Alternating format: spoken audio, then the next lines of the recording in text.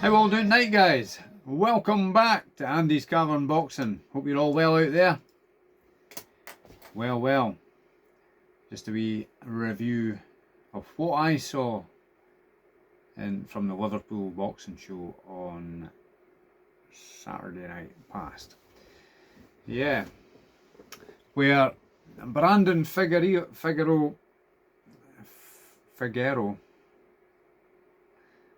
correct me if I'm wrong in my pronunciation, lived up to his name as the Heartbreaker, because he certainly broke poor Nick Ball's heart on Saturday night in Liverpool.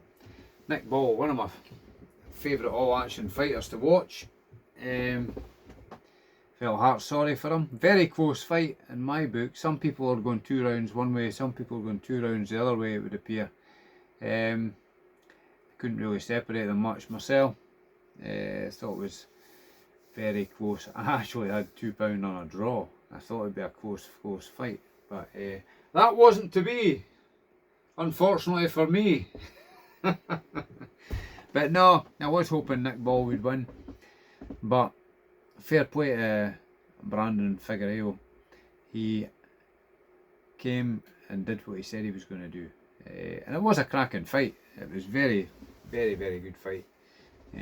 2 fighters are no running away from anybody other. They're going at it.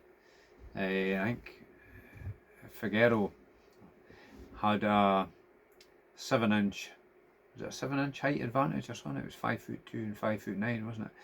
So he had all the advantages, but he wasn't really using the advantage, height and reach advantage, to keep the distance. They were just going at it. So excellent fight. Just a wee disappointing ending for Nick Ball. Steve Gray, the referee,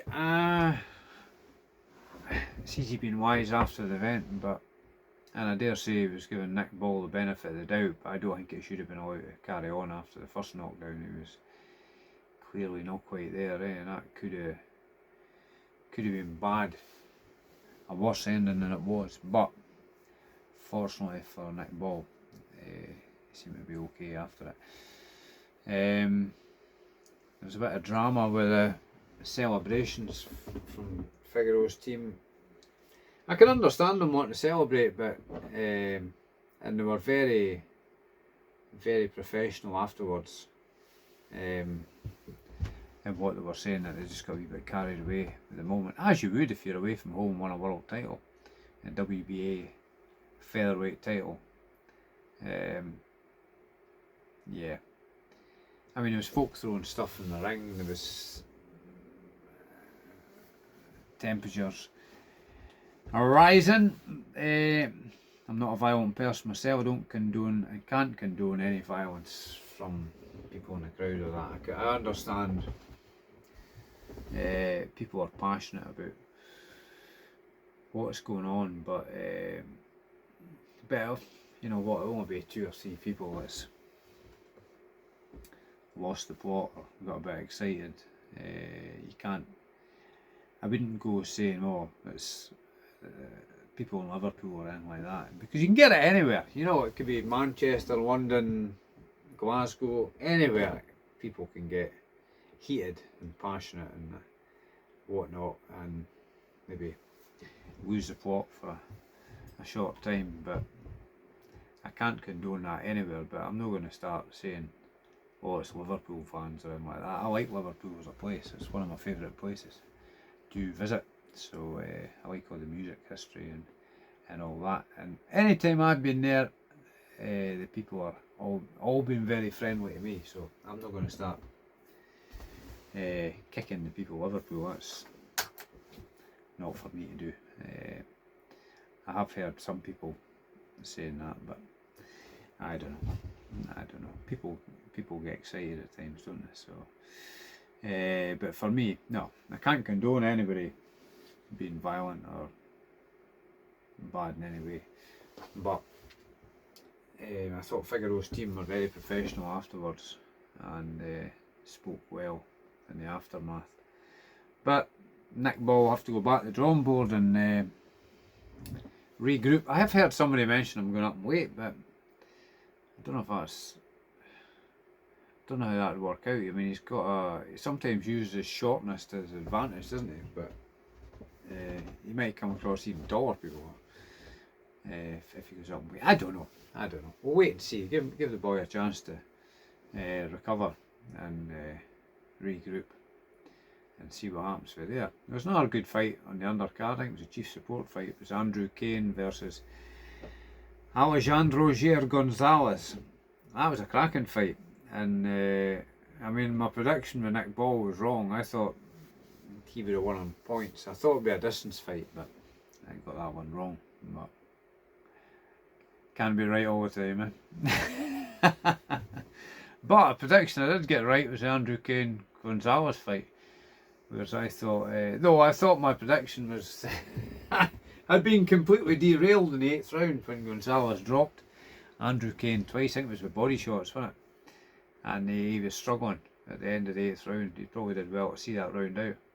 But then he came back in 9th and dropped Gonzalez twice and managed to get the TKO.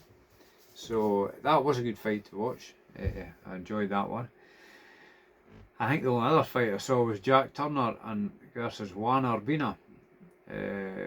He dropped Urbina in the first, and then he was for holding on and holding spoiling. He was just outgunned by Jack Turner. Jack Turner's a good fighter to watch.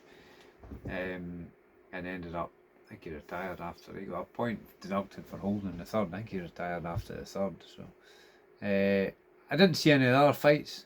I was too busy with working on cars on Saturday, so I was kind of late getting in here to watch a few fights when I was having my tea.